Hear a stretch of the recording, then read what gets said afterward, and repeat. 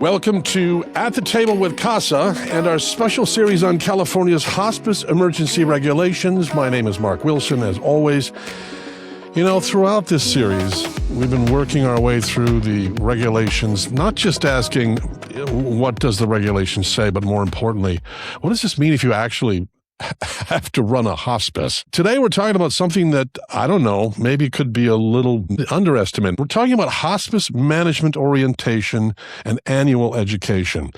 So today, we're going to talk about who needs this education, what should it include, when it needs to happen, documentation needs, et cetera, et cetera, et cetera. And joining us for this conversation are nationally recognized hospice experts, Cindy Hatton of Hatton Consulting, Annette of Provider Insights, and Sharon Fredericks of SNS Home Care Consulting. Welcome to all of you. I'm so glad to see you again.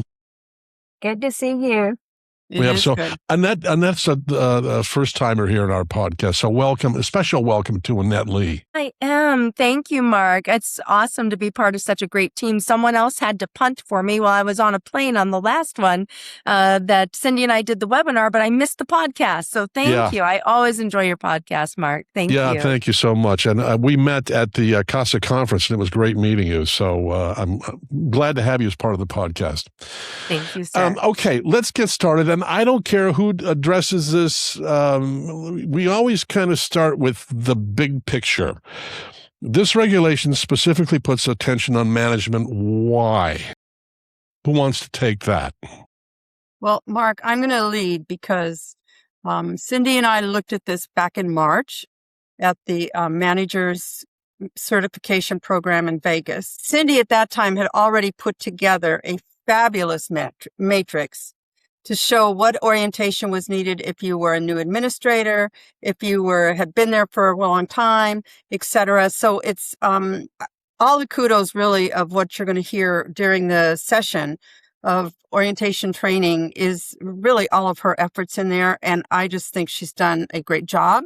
I also want to say that we are probably one of the first in the nation to put this much effort into upfront training, which I think is going to really change our standards of care and bring people in that want to be trained and will stay within our organization and in hospice for a long time.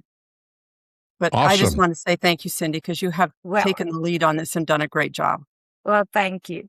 You know, for me, it's always about creating tools for people to make it simple. You know, you read through this big, long list of, the regulation, and it isn't spaced where you can really tell what's under what. And, it just makes it easier. So we've got really good checklists for everybody to use, color coded, because there are some things that you can use across all three positions, because this is for the administrator, for the medical director, and the director of patient care services. And for me, I've always, when I meet people who are administrators or in hospice, in management roles, I always ask, if I teach the management certification, I ask them, well, how long is your orientation? And I'm always like amazed. Oh, 8 hours. Oh, 3 days. I'm like, oh my gosh, how can you learn anything that much? Because it's like an encyclopedia. People always made fun of me. They're like, how do you remember all that? And I said, well, if you've read it 100 times, you remember it. And, it's just a lot. And so this way we have created consistent training that people will have that is required.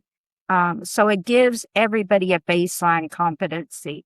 Because we could, in our industry and healthcare, we always, Mark, I think you said it too at one point in time, you bring the nurse who was the best nurse out in the field, and you bring her in and stick her in the director, patient care services, and they've never had management, and you don't bother to train them on management, then they're not going to be satisfied and they leave. Yeah. Right. And Mark, I think you asked that question about the why. These ladies are so in the weeds of doing the how. Let's take one step back and go back to the why, is because with the new regs establishing a baseline criteria, they've already got pieces in place of how we can support hospices across the state. And frankly, I feel like people outside of California would really benefit from these as well. But it was needed because there needs to be that level of expertise at the leadership level. And we didn't have it at all agencies. And sometimes it was just erroneous. Like you said, they put the best nurse in that position and she rose on up, but she didn't have the depth and breadth that was needed and didn't have leadership experience. But it is to ensure that there is someone that the buck stops here, right? That they're going to be responsible to ensure and have the tools and the know-how to ensure good patient care. So that gets me excited because, again, we're making sure that they have what they need to really give the patients and families the care they deserve. Right. Thank you, Annette. I just want to mention, too, that you guys are going to be drilling down a lot more on this stuff in the webinar next Wednesday. So this is just a little bit of information you can maybe construct some questions with, because during the live webinar, you get to ask actual questions and get actual answers. So I just wanted to remind people of that. Let's move on to a second here to part of this whole thing, first-time hospice leaders. The regulations, let's see, establish education expectation for first-time administrator designees, includes training in areas like hospice operations, HR, onboarding, regulatory requirements, and quality improvements. And it's apparently similar for first-time medical directors and their designees. So let's unpack that a minute. What does first-time mean under these regulations? So first time means you've never been in that position before. And the caveat is you've never been in that position before in California. So that's a little twist to it. So, wait a minute. I want to make sure I understand this as an old business development guy. So if I had the position in another state, but I'm coming to California, I'm considered first time. Yes. Oh, wow. Wow. Yes. So, I think it makes sense. I mean, first of all, if you've never done it before, you need this breadth of education because there's a lot for each of these positions to cover and understand. And then the second piece of is if you've not practiced in California, we're different and we have different regulations. So, especially with the emergency ones, people need to learn all those things. They need to know what is expected for each of the, regulations in California. Well, I think the other thing is I was reviewing the 23 compliance program, and they say right in there, OIG says, healthcare is a totally different business. And like you said, Mark, you were in business development, but if you were in business development doing something else, you wouldn't necessarily know the OIG, the DOJ, and everything that goes with the regulations. True. And what the compliance program wants you to do is be compliant, but they want quality and safety at the end. And if we don't, I think that's where all this education to me is wonderful, that it's going to be out there. Okay, then let me ask this question. What qualifies as an acceptable education then? Well, I think that we, in the industry, had worked with the state. We had many, I think we had 8, didn't we, Sharon? We had 8 meetings with them since 2023. Yes. And we've been talking about it. And a lot of the things that are in there as far as suggested topics are things that people deal with every day. So it's very practical. And then, like Sharon says, all the different agencies that survey you and regulation, the OIG, the DOJ, all these people, it is important for them to know these things. So does the education have to come from an outside organization, or can I do it internally? Yes, you can do it internally, but it is a lot. It just depends. I looked through what the regulations were, and actually we had a very robust orientation at my organization. I believe in education and support it wholeheartedly. And, we had covered most of those topics, and maybe there was some organization we didn't get quite in depth about. But yeah, I mean, I think they're all important. And so, they're on there for that reason. And Mark, I love that they're not really prescriptive. They do allow the agency can have part of it. Part of it can be online through a vendor that they're using. Part of it could be that you attend webinars from CAHSAH or another outside source. And so, but they're very definitive about what has to be covered. But how you do it isn't prescribed. So that's kind of nice. It affords us some flexibility, but you just want to make sure that we're capturing all the components. Okay, because I was going to ask that a little bit later. What do we actually have to teach? What kind of things? But I've been around long enough to know, of course, that if it's not documented, it didn't happen. So how does a hospice prove that these individuals actually completed all this training, particularly if they're doing it internally? I mean, if you get a certificate from hospice or from CAHSAH, then we know. But yeah, go ahead. Well, internally, the organization would be, putting, when would it, all the same things that we always have to do. When did it occur? Who attended? And they also want to know who taught the class. So they want to make sure whoever's teaching the class, it has experience to be able to be teaching the class. So yes, those are some of the things. And we'll talk more about that. Because there are specifics, Mark, that they do want. Okay. So there's a checklist that I can go down if I'm another checklist. Okay. Yep, one more checklist. Check the box, check the box, check the box. That's right. You have here's your list, a checklist. And I do think the surveyors are going to be looking for that checklist that it's completed. And then also remember, this is just the state. So your accrediting organizations may still have additional things that they want you to have for orientation and training also. Right. Okay. Can't forget about that. Yeah. Okay. Yeah. So orientation gets somebody through the door, but that brings us to annual education. What are those expectations for hospices? Well, annually, you've got to do 12 hours. It's 12 hours, and it's annually, and it's from your start date. So, it gives you time.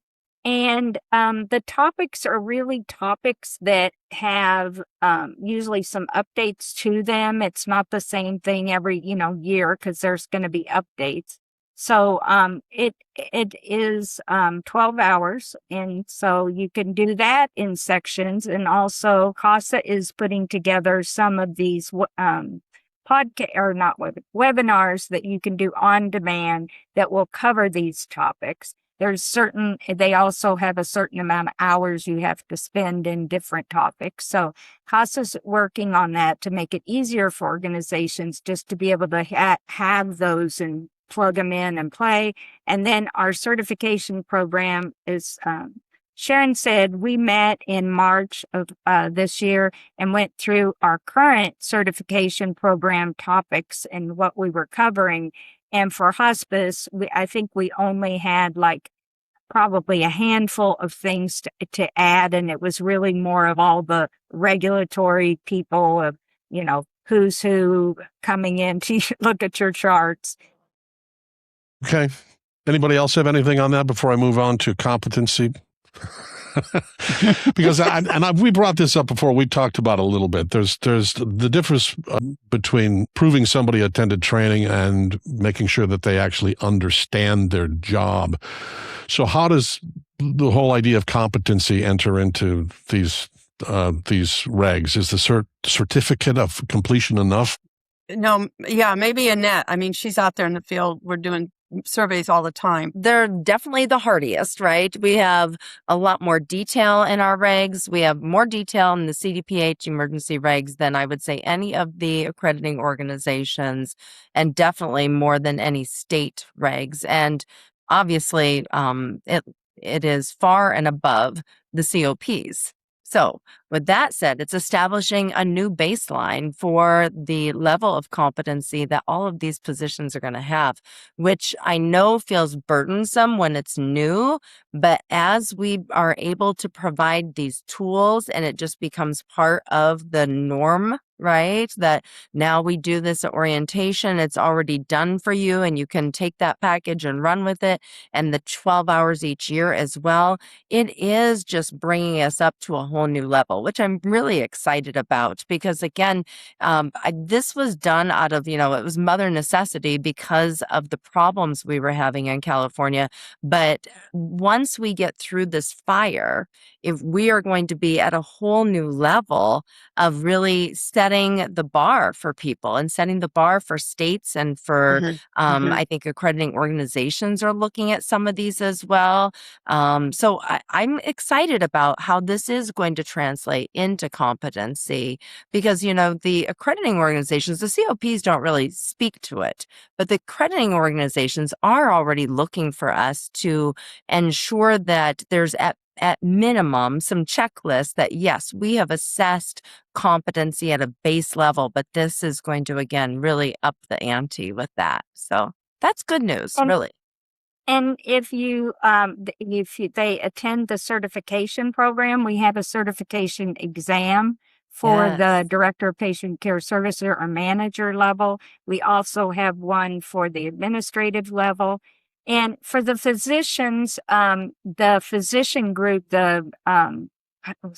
it's the hospice medical director certification. They also have a course, and they have a course, and then they also have a certification exam. So there are exams for those certifications. I have talked with SUA about incorporating some kind of testing at the end of all of our webinars. So, anytime you take any of those online classes, they always have some questions at the end, and you have to get a certain score in order to get credit. So And you're talking about Sua Vang, CEO of CAHSAH, just in Yes. case somebody who's Yes. listening doesn't know Sua. Yes. All righty then, let's move along. I don't know if this is maybe one of the more important parts of today's conversation, but I wonder if, hospices can respond in different ways. They can scramble every year trying to figure out who needs what training, or they can build a system. So if you're advising hospice today, what does that system look like? I mean, should they have like an annual calendar of some kind? I mean, what would you recommend? I think that's wise, Mark, to have that because, frankly, pulling people out of the field for large chunks of time is difficult from an operational point of view. So having a calendar, being able to roll this out in a methodical manner, there are specifications in the time frame for orientation, but as far as that 12 hours, you definitely want to be just methodical and, bite by bite, hour by hour. So that way, again, it doesn't interrupt the actual operations. It's just ensuring that we're staying up to date and we're meeting the regulation.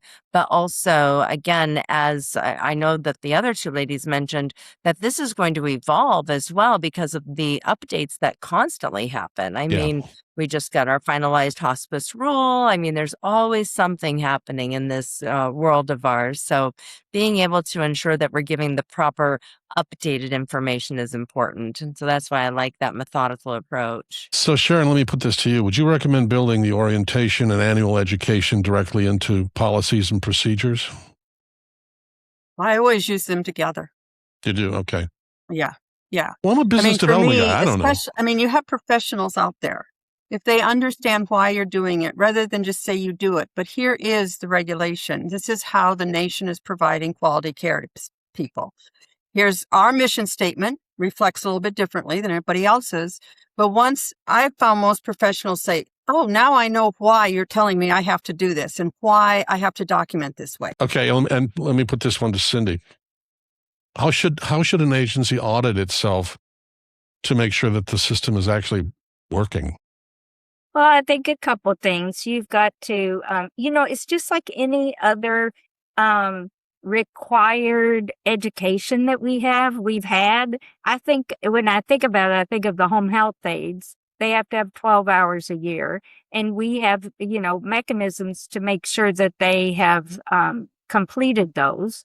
And I think the other thing is that we talked about these tests at the end of these sessions to make sure that they comprehend it. You could get creative if you're an organization. I had a manager one time. I just loved her. We were getting ready for Joint Commission, and we were trying to update everybody on remember this and remember that. And of course, there's a million things to remember, but she would put a question on the whiteboard. And of course, back then the staff would come in the office every day to do something. And she would put that question out. And then she started doing it on the voicemail. And she would put the question out to people, and then people responded, and they loved it. And there were prizes. We always have given prizes for stuff. That always helps people. But, you can just if you flavor it in, I think it works. What kind of prizes? I want to know, like new cars or Yeah, sure. trips to Vegas. You get a car, and you get a car, and you get a car, and you get a car. Yeah. Again, as you mentioned, Mark, healthcare is a very different sort of business. Yes, that's right. We're not giving cars. But we do, the prize was Starbucks gift certificates are always a big fan because they're out in the field and they're, they can grab actually healthy lunch and they can get a little hit of caffeine. Well, Okay. our prizes were once you really understood the competency, you got to be the teacher in any format, cool. humor, or whatever you wanted to use. And people would bring their parents in to teach stuff. It That was is hilarious. That's fun, Sharon. Maybe the prize would It be you was get to fun. keep your job. I'm just Yes, saying. that's It's a true. little old school. It's a little old school. But that's what my father would have said. That's the prize. You get to keep your job. Yeah. Okay, a little bit of a lightning round here. Let me start with Annette on this one. A new administrator starts Monday. What's the first thing the hospice should do? Ooh. Well, I think obviously we have the regulatory standpoint, but I also think we want to share the mission. When you guys were talking about the mission statement, we want to share the mission of this agency and ensure that they are on board with this, because even though we're talking about all these regulatory requirements about competency and education and getting all this knowledge in those brains, if they're not going to fit the actual culture, if they're not in it for the right reasons, we want to know that from the start. They need to know it. We need to know it. And so I think establishing culture is A-okay to start with, even before I dive into these regs. Okay, I got to follow up on that. So a manager says to you, I've been in hospice for 20 years. Why do I need annual education? Boy, well, Because your mother said so. No. I was going to say that's what 'Cause you we'd like wanna to say, keep right? your The regs say we job. have to. But I would emphasize that, obviously every hospice, while we have the same regs, we do vary, right? And so we want to ensure that at our hospice that we're all on the same page with these things. Plus, things continue to evolve. Regulations evolve, care practices evolve, our understanding of things like pain control and medications evolve. So, if I can get to their hearts, if their heart is still clinically driven, if I can even get there through that, I'll use that tool, because again, all things do change. So we want to be on the cutting edge. Again, I'm going to go back to my father. Why do I need this annual education? Because you want to keep your job, right? Mark, we're just going to bring you in every agency to I'm say just this. saying, it's not hard. And you want to stay in compliance so you stay open so people have Right. jobs. Thank you. And I Right. think that's a huge thing now. People are very fearful because these, the suspended payments and all the things that are going on. And, you want to make sure you do your organization is still in business. And, I'm like Annette, culture is huge. And I've always told managers, yes, you have 10 years experience. We're so excited, but we're going to teach you how to do it our way. And that is the biggest thing that for us. And, I've had managers who our management philosophy and how we manage our organization as far as compliance, and then also our staff and how we work with our staff. There were some managers who just were like, well, and they didn't make it. They weren't, like you said, they weren't a fit. So, that's all entwined in all of this. Well, I know, but I think none of us here on this podcast haven't heard somebody talk about the fact that, well, if they don't like it, if they don't want to do it, then they're going to leave. And the workforce shortage is bad enough. I can't afford to lose anybody. So I might be a little lax on the education thing, but you really can't be because of the regulations. So you're kind of, some people, I understand it. They feel like they're between a rock and a hard place on, oh boy, I don't want them to leave. They can go someplace else. The other thing is that if organizations have a CEU ability to give their staff CEUs for presentations that they give themselves, then that will also help them earn their CEUs that they need for their professional license. CAHSAH gives out, for the different educational programs, the webinars, people are getting CEUs for those. And so that is another piece. It's sort of another incentive for people to want to complete things. Okay. And lightning round. We're still in the lightning round. This goes to Sharon. Survey's coming next month. What's the first thing you would audit? Go. First thing I would audit is all the audits that I've been doing for the last 3 years and make sure that I can show them that I have been keeping up on everything. If you call us 3 months before you're ready it's a waste of everybody's time and money because it is a consensual, it goes on and on and on every single month. You kind of get maybe 6 weeks after they accept all your responses. I say, everybody then take a breath, but you've got to start right in again. And you better be able to show that, unfortunately. So I would like to just see the progress of what you've identified, what you're in the process of resolving, and audits that you have resolved them. Again, much deeper dive on this stuff during the webinar next Wednesday. We hope that we have whet your appetite a bit. You can listen to this podcast, maybe get a few questions in your mind, and then ask those questions at the webinar. Does anybody have anything else to offer before I sign off on this particular episode? Nope. Delightful as usual, Mark. Thank you. No, thank you, Mark. Delightful. Okay. So, like I said, CAHSAH will continue the discussion in our live hospice management orientation annual education webinar. All three of you going to be involved in that? We've been sort of doing it. Annette and I are doing the main teaching, and then Sharon and Eric usually will be on the webinar as well. And so at times when questions come in, we all sort of answer. So you really get the knowledge of, all of us. Okay. Sounds like you taught us well with the podcast how to do that, Mark. We just follow right through. It sounds like a commitment issue to me, but I'm just saying.